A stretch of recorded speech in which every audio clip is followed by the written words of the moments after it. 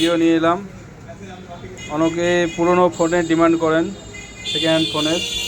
তো আমাদের কাছে এই মুহূর্তে একটা সেকেন্ড হ্যান্ড ফোন আছে, Vivo T2 Pro 8256, curve display, super condition, কোনো স্ক্র্যাচ নেই, কিছু নেই।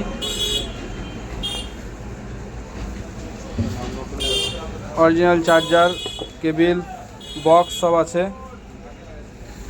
ক্যামেরার ছবিটা একবার দেখে নিন।